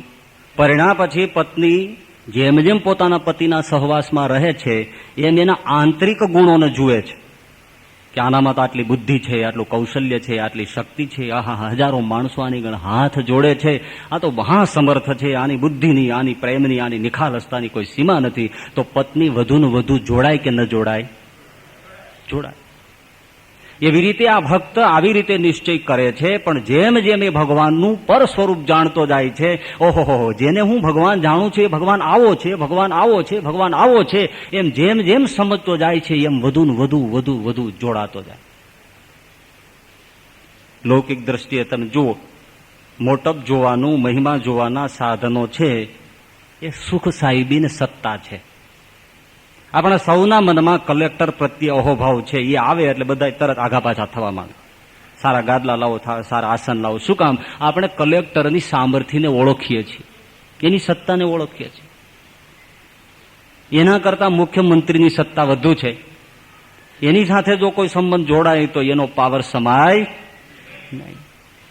જોને જે કોઈ મુખ્યમંત્રી થાય છે એના જમાઈઓ પછી હાથ રેસ જાય. આસન જવું હોય તો જ્યાં જવું હોય ત્યાં જાય, પણ જાયલો રહીએ. મુખ્યમંત્રી ઓળખાણ જાણે છે, એની સત્તા અને એના સામર્થ્યને જાણે છે. મુખ્યમંત્રી કરતા તો પ્રાઇમ મિનિસ્ટર, વડાપ્રધાનની સત્તા અને સામર્થ્ય વધુ છે એની જો ઓળખાણ થાય, એનો જો સંબંધ નીકળતો હોય તો કોઈ વાત જ ન કહેવાય. એ તો એક ખંડનો છે, પણ જો સારી પૃથ્વીનો બાદશાહ હોય, હવે તો કોઈ રહ્યા નથી, પણ સારી પૃથ્વીનો બાદશાહ હોય અને એની સાથે જો મિત્રતા કે સંબંધ કે કોઈ પ્રકારનો નાતો હોય તો બહુ આનંદ આવે અને બહુ જ સામર્થ્યનો કેફ ચડે, કારણ કે એનો હુકમ કોઈ ફેરવી શકે નહીં. પણ પૃથ્વીપતિ કરતા ઇન્દ્ર સાથે જો ઓળખાણ થતી હોય તો એ તો ત્રિલોકાધિપતિ છે, એના સામર્થ્યનો કોઈ પાર નથી, એવું આપણે જાણીએ છીએ. એના કરતા પણ ભવબ્રહ્માદિક ઈશ્વરો સાથે જો તાન લાગે તો એની તો સામર્થ્યની કોઈ સીમા નથી, કારણ કે એ તો બ્રહ્માંડાધિપતિ દેવતાઓ છે, ઈશ્વરો છે. શિવનું સામર્થ્ય તો તમે જાણો છો, રાવણ એનો ઉપાસક હતો, કેટલી સમૃદ્ધિ, દેવતાઓ ચીસ પાડે એનાથી, નવગ્રહ ઢોલીએ બાંધીને આરામ ફરમાવે, એવો રાવણ શિવ ઉપાસનાથી પામ્યો. તો શિવમાં સામર્થ્ય કેટલું! એટલે આપણે જાણીએ છીએ શિવ બ્રહ્માદિક દેવતાઓનું અપાર સામર્થ્ય છે. પરંતુ એ શિવ બ્રહ્માદિક દેવતાઓ વિરાટ નારાયણની આગળ કંઈ ગણતરીમાં નથી, કંઈ ગણતરીમાં નથી. કારણ કે એ જે શિવ બ્રહ્માદિક છે એની ઉત્પત્તિ વિરાટ નારાયણ થકી છે. વિરાટની ભ્રકુટીમાંથી તો શિવ પેદા થયા છે, તો એની ગણતરી ક્યાં રહી? જેના નાભી કમળમાંથી બ્રહ્માનો જન્મ થયો, તો વિરાટ ક્યાં અને બ્રહ્મા ક્યાં? બ્રહ્માને નાભીમાં જન્મ થયો, કમળ એમાંથી જન્મ થયો બ્રહ્માનો. પછી બ્રહ્માને એમ થયું, ચારે બાજુ જોયું કે આ શું છે, તો એ જે કમળ હતું એની જે નાળ દાંડો, એમાં બ્રહ્મા તાગ લેવા માટે અંદર પ્રવેશ્યા અને દોડ્યા કે હું અંત લઈ લઉં કે આ કમળ છે ક્યાં.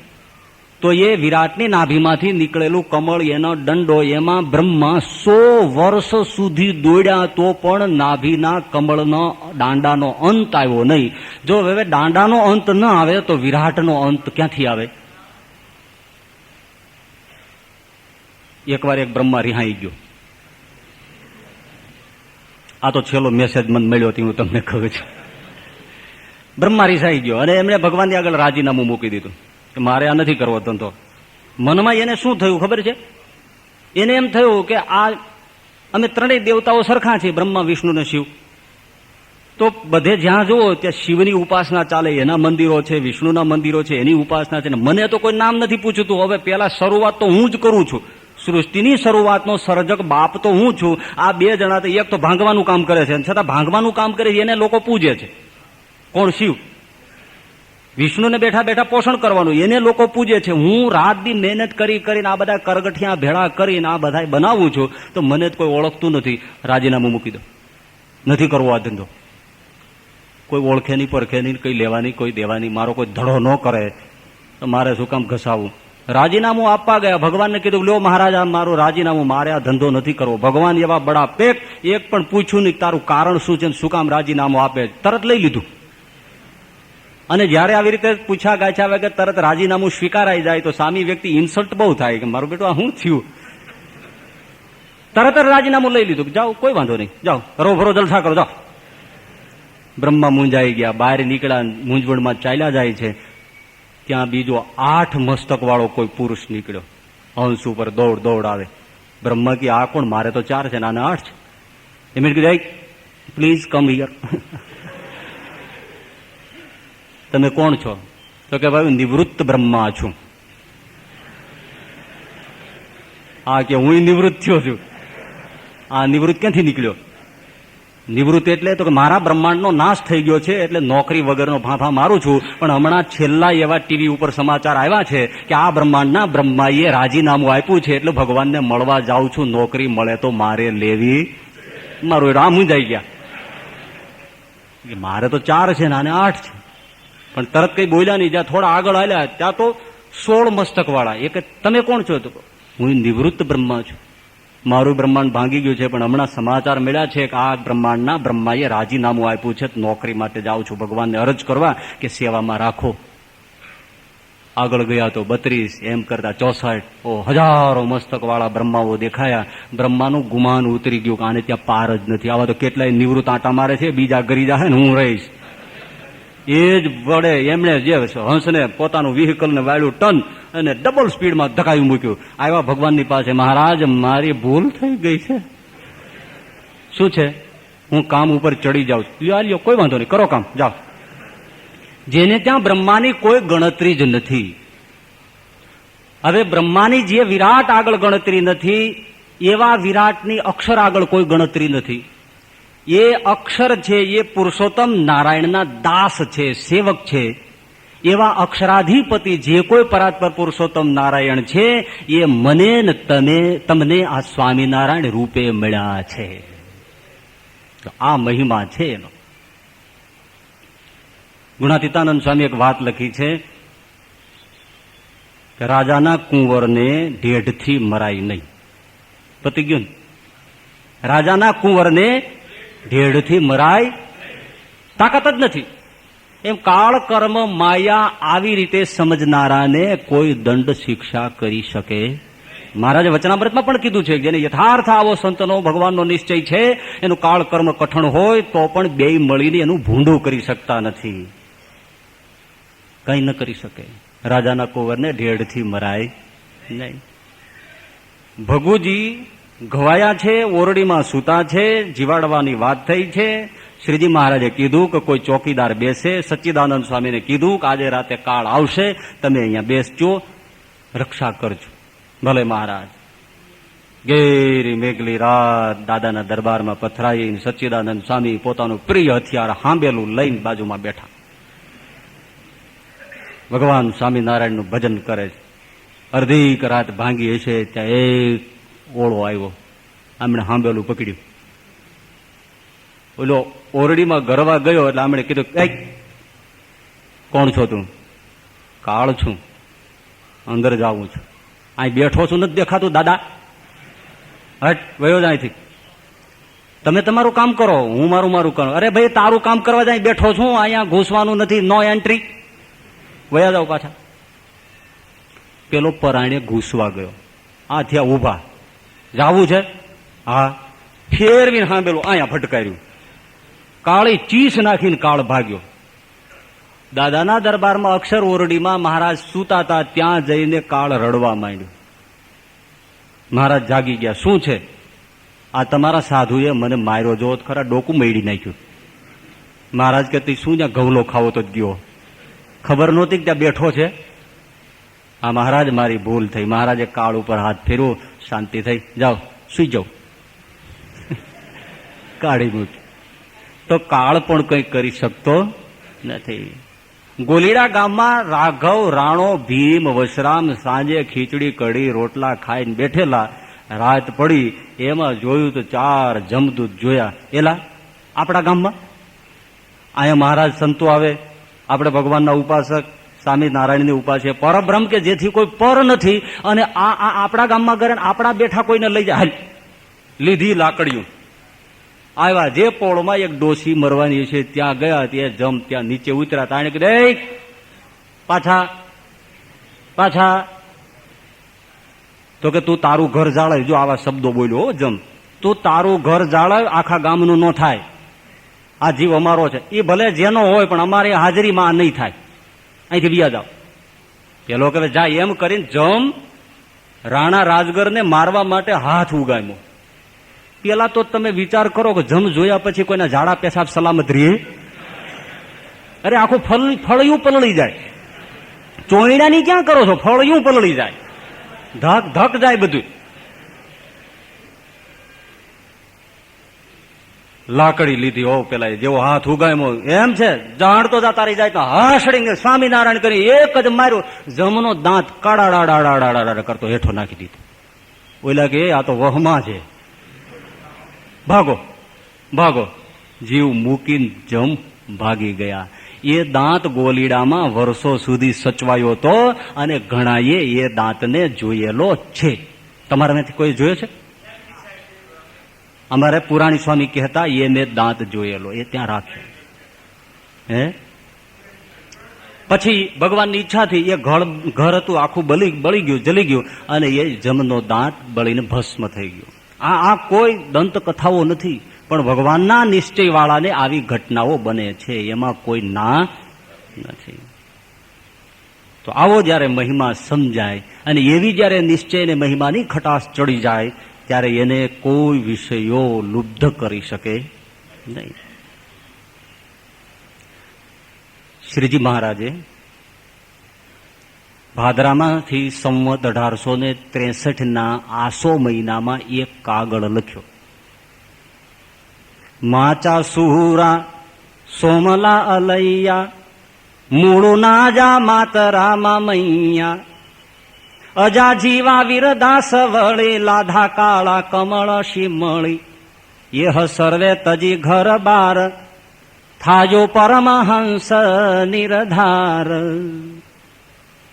આ કાગળ લઈને માણસને મોકલી દીધું. કાગળમાં એવું લખ્યું કે જેને આ પત્ર મળે એમાં જેના નામ લખ્યા છે એ તમે લોકો જો ગામમાં હો, સીમમાં હો, જ્યાં હો ત્યાંથી ઊભા હો, ખાતા હો, પીતા હો તો બધું છોડી ભગવા વસ્ત્ર પહેરી સાધુ થઈ ઘરબારનો ત્યાગ કરી અને કાશીની જાત્રાએ હાલી નીકળજો. કાગળ આવ્યો. આ બધા ગામધણી દરબારો માચા, સુરા, સોમલા, અલૈયા, બોળુ, નાજા, માતરા, મામૈયા, વીરદાસ, પટેલ, 5-5, 10-10, 12-12 ગામના માલિક ધણી. સૌથી પેલો ખેપિયો આવ્યો કારિયાણીના માચા ખાચર પાસે. એ તો સરસ મજાનો કૂવો ગળાવતા. કાગળ આપ્યો, કાગળ વાંચ્યો.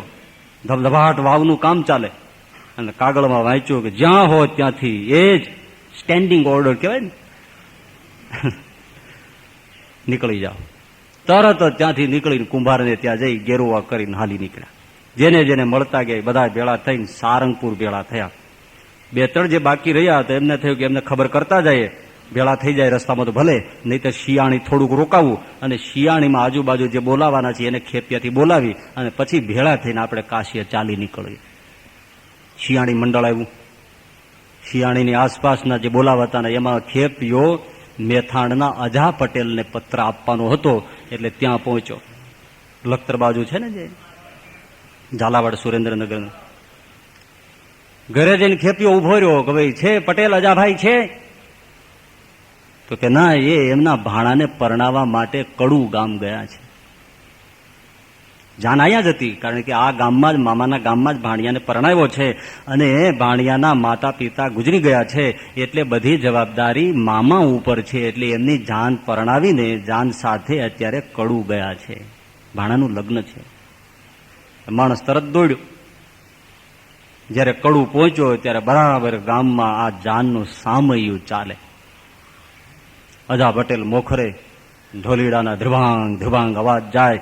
મીઠી મીઠી શરણાઈઓ ગળા ફાડીને એવા ટેહુક ટેહુક મોરલાને પણ શરમાવે એવા સૂર નીકળે. બંદૂકોના બહાર થાય. બૈરાઓ ગળાના 3 ટુકડા કરીને 3 4 થરા વેજીટેબલના ઘી નહોતા તેથી પણ તો એવા ગીત ગાતા. તર લઈ ગયો. ઘડીક ખેપિયાને એમ થઈ ગયો કે આમાં કાગળ નથી આપતો. આ અજા પટેલ છે તો ખરા પણ હવે આમાં કેમ આપો? પણ તરત એમ થયું કે મહારાજે કીધું છે જ્યાં હોય ત્યાં આપવો. અજા પટેલને પાસે જઈને કીધું કે લ્યો આ કાગળ. ઘોડે સવાર તો ઘોડા ઉપર છે. અજા પટેલે ફટફટ ફટફટ કાગળ ખોલ્યો. ત્યાં તો નામ લખ્યું જ્યાં હોય ત્યાંથી ચાલી નીકળો. કાગળ હતો એ પેલા ખેપિયાને કીધું લો રાખો. ભાણો ગાડામાં સામૈયું ચાલે. એ ભાણાનું નામ કલ્યાણદાસ. બાજુમાં નવોઢા નવસુંદરી પરણેતર જેને પરણીને લાવ્યો છે, હજી ગામ જાનમાં પહોંચી છે, એ પોતાની પત્ની બેઠી છે. નખશીક શણગાર સજી અને બધે સાહિત્યમાં લખાયું છે કે કલ્યાણદાસ આ ભાણો એ અતિ રૂપવાન હતો. એને કીધું મામાએ ભાણા હવે તો તારા લગ્ન થઈ ગયા, રંગે ચંગે તને ગામમાં પહોંચાડ્યો, પણ મહારાજનો કાગળ આવ્યો છે એટલે હું જાઉં છું. પણ ક્યાં? તો કે કાગળમાં લખ્યું છે આ બધું છોડીને સાધુ થઈ જાઓ. એટલે હું સાધુ થવા માટે જાઉં છું. હવે તું આ બધું સંભાળજે, અમને હવે બીજી કોઈ આજ્ઞા નથી. તો કે મામા મને કાગળ વાંચવા દો, તમે ખોટું બોલો છો. ના ના ના ભાણા ખોટું નથી બોલતો. લાવો ભાઈ. એ કાગળ એમણે લીધો. ગાડા ઉભા છે. કલ્યાણદાસ કાગળ વાંચે છે. માચા, સુરા, સોમલા, અલૈયા, મૂળુ, નાજા, માતરા, મામૈયા, લાધા, કાળા, કમળસી, અજા, જીવા, વીરદાસ, ઓ આદિક બધા જ્યાં હોય ત્યાંથી ઘરબાર છોડીને ચાલી નીકળજો. એ મામા હું આવું છું. ગાડામાં બેઠો છે જુવાન મીંઢળ બંધો. મામા હું આવું છું. અરે અરે તારું નામ નથી, આમાં તારું નામ નથી. જેલ હાગરાઈ ના કરાય, રેવા દે, તમે ઘરે વ્યા જાઓ, આમાં અમારું નામ છે. ના મામા આમાં મારું નામ છે. અરે નથી, બેટા આમાં તારું નામ નથી, તારો બાપ ગુજરી ગયો છે, માં ગુજરી ગઈ છે, તારું નામ નથી, રહેવા દે. ના, આમાં મારું નામ છે. છલાંગ મારી નીચે ઉતરી ગયો.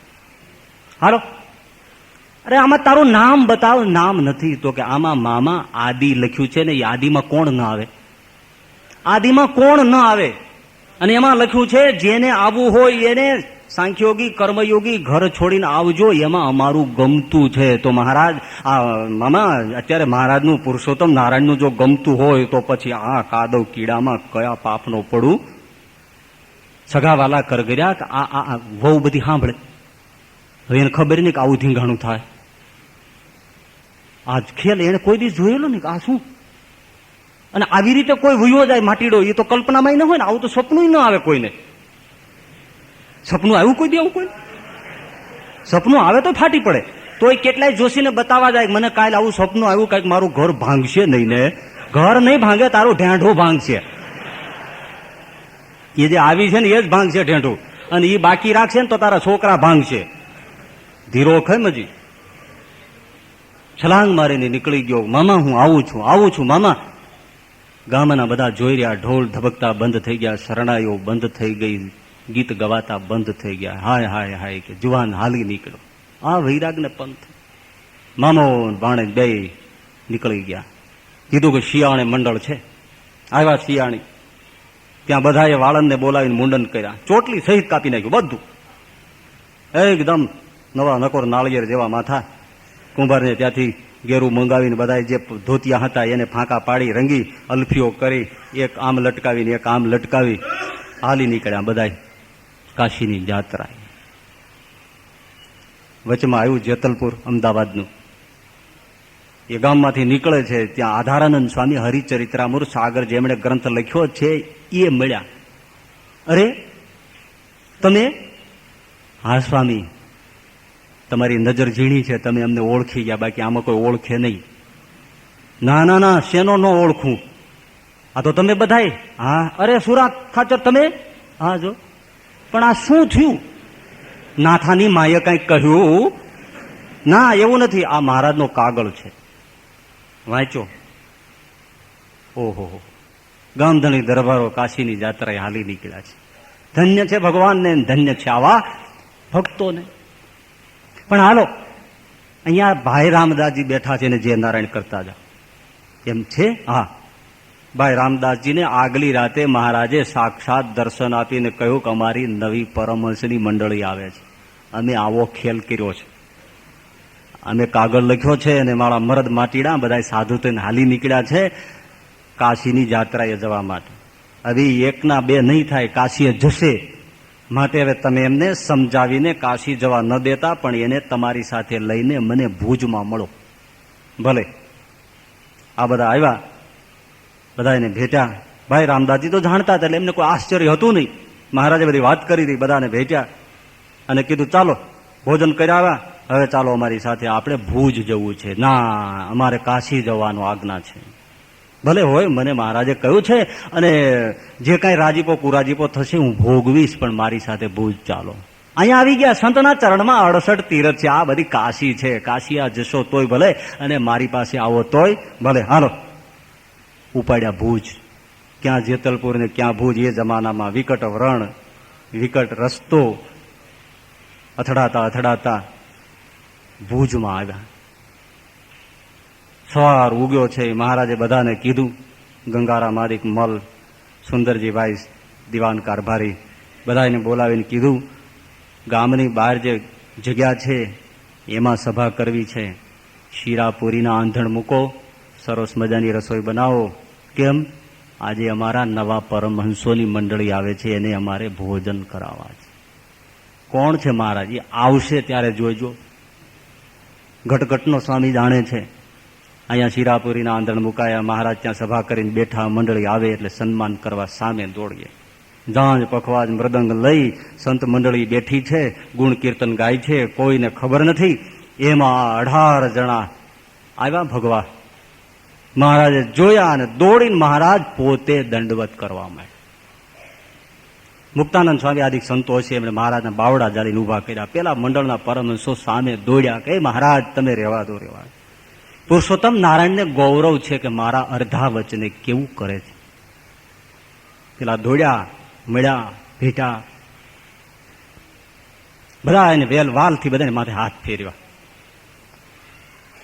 ખૂબ પ્રેમથી ભોજન કરાવ્યા, એક એકને પૂછીને મળ્યા. પણ આ કલ્યાણદાસ ગાડામાંથી, પરણતા ગાડામાંથી જે નીકળી ગયો, એને મહારાજ ભેટતા હતા, ભેટતા ભેટતા વાલથી હાથ ફેરતા ફેરતા આનો હાથ આ મીંઢળ ઉપર ગયો. મારે કે આ શું? જાણે કઈ ખબર જ નથી, નાટકે એવું કરે. આ શું? નીચું જોઈ ગયા, કઈ બોલ્યા નહીં. એને એમ લાગ્યું કે હવે કદાચ ઠપકો આપશે, કારણ કે પૂછ્યું છે એવું એટલે કઈ બોલ્યા જ નહીં. નીચું જોઈ ગયા.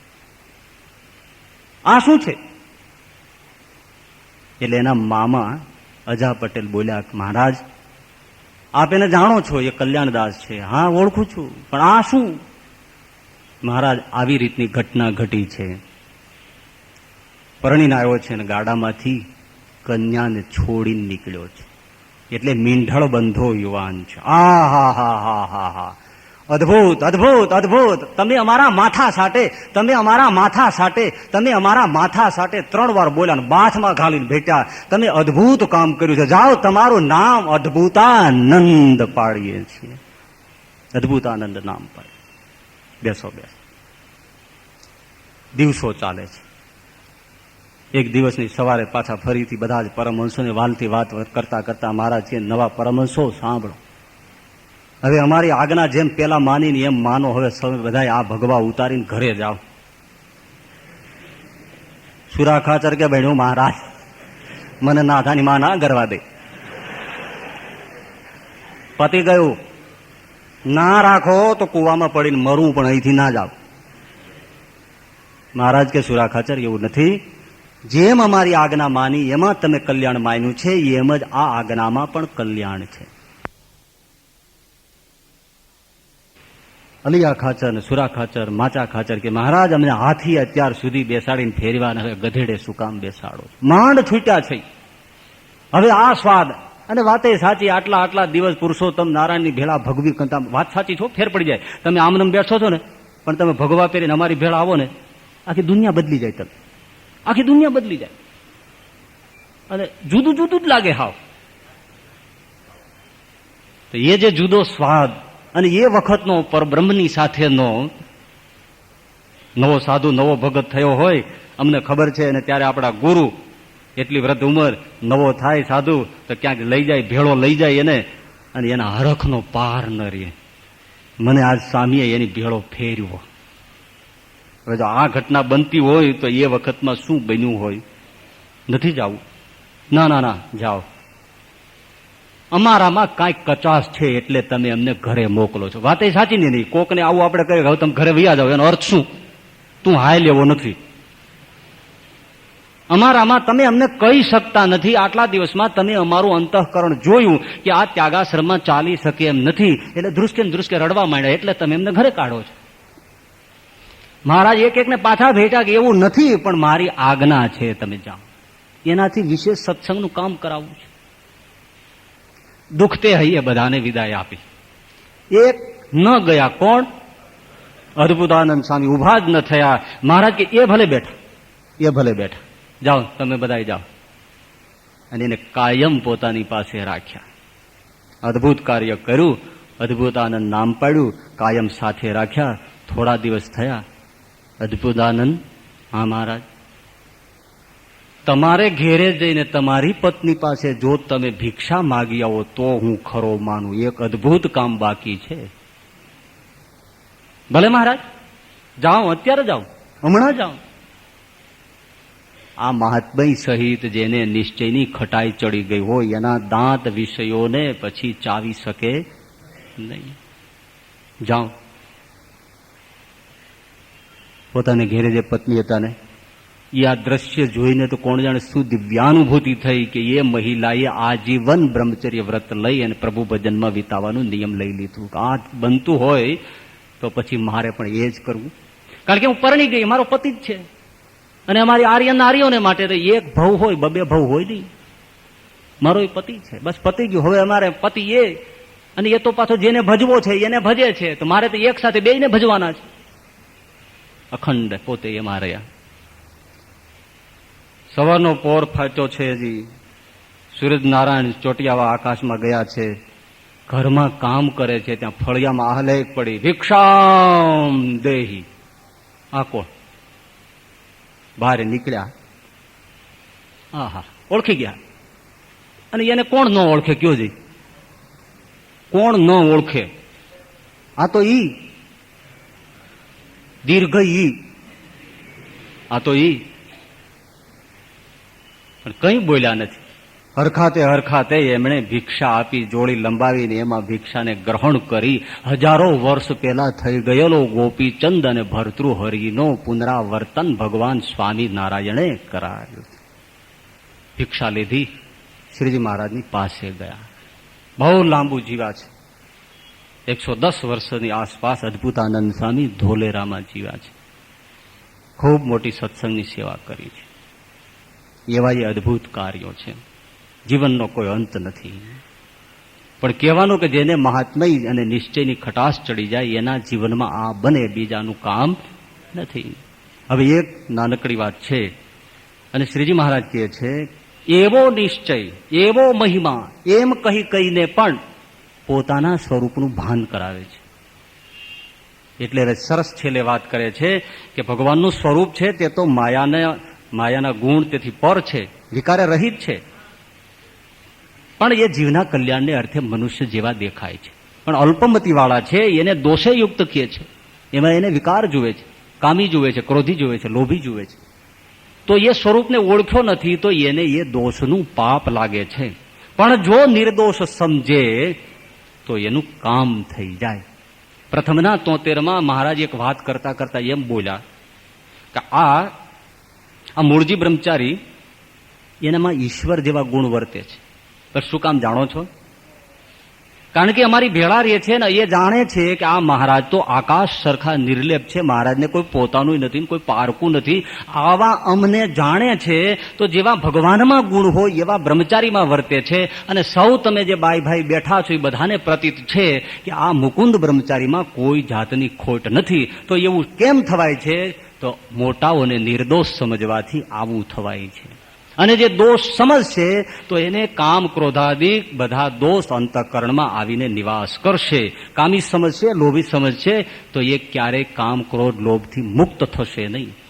ભલે બ્રહ્મા જેવો હોય તો પણ થશે નહીં. એટલે જે મનુષ્ય સ્વરૂપમાં ભગવાન વિચરે છે એને આવા માયાથી પર સમજવા, તો આ નિશ્ચયનું સાચું સ્વરૂપ છે. એવી સરસ મજાની મહાત્મય અને નિશ્ચયની અહીંયા વાત કરી. હવે એક છેલ્લો મુદ્દો બ્રહ્માનંદ સ્વામીનો છે. કૃતાર્થપણું મનાતો નથી, પરંતુ એ મુદ્દો આપણે આજે અહીંયા લેતા નથી. એનું કારણ એટલું છે કે એ અધૂરા મુદ્દાથી શરૂઆતથી આગલું 25મું વચનામૃતનો જ પ્રારંભ થાય છે. એટલે એ 25મા વચનામૃતની સાથે જ એ પ્રશ્ન લઈ અને આપણે આગળ એને કથા વાર્તાનું સ્વરૂપ આપીશું. અહીંયા આપણે 24મું વચનામૃત પૂરું કરીએ છીએ. સહજાનંદ સ્વામી મહારાજ.